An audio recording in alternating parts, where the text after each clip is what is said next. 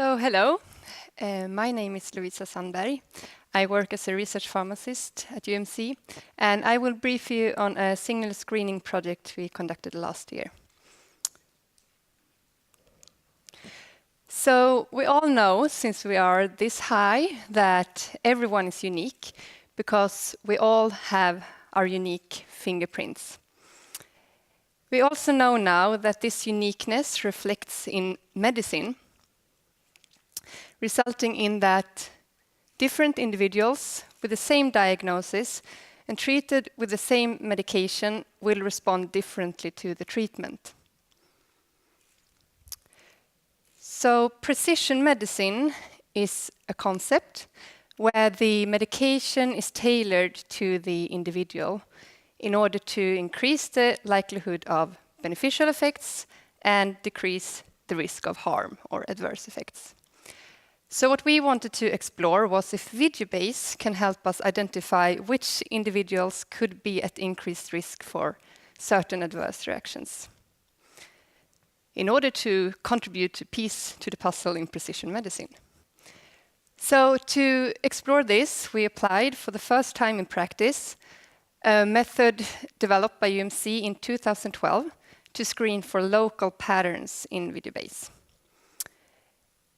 This method allows us to identify drug ADR associations that are over-reported in a subset of the data, while not in the whole data.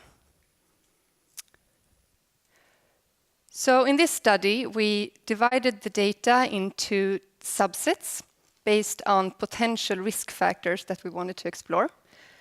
So patient age, patient sex, body mass index, pregnancy status, the underlying condition of the patient, and the country or continent of the report.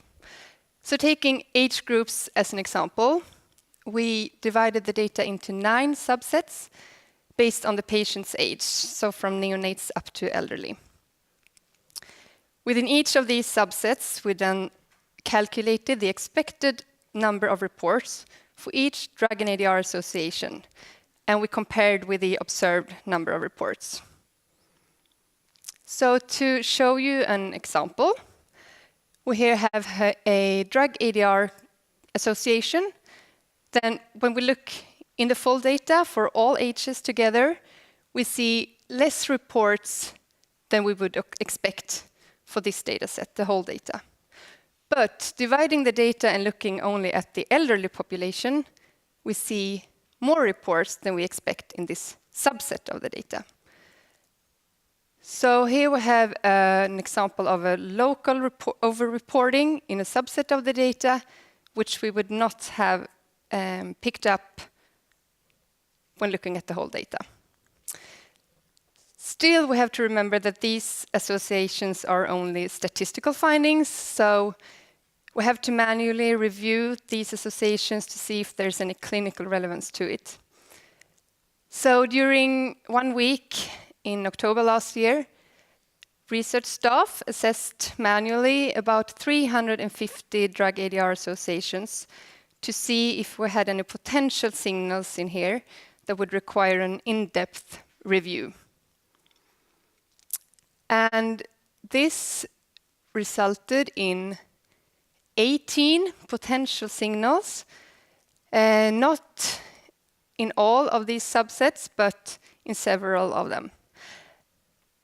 And the highest yield of potential signals were found among females, underweight patients, and the elderly. And with help from our eminent review panel, many of you who are here today, we have already assessed several of these potential signals in depth to see if we had a signal to communicate.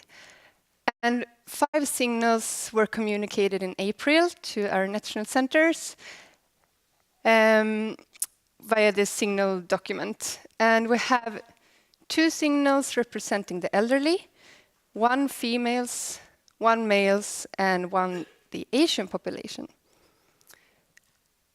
So what we wanted to explore here was if video-based can help us to identify who is at risk for certain adverse reactions. And with the preliminary results from this first explorative study. Yes, we think that video-based can do it, at least for some of the subsets, but we need to of course, follow up these preliminary results.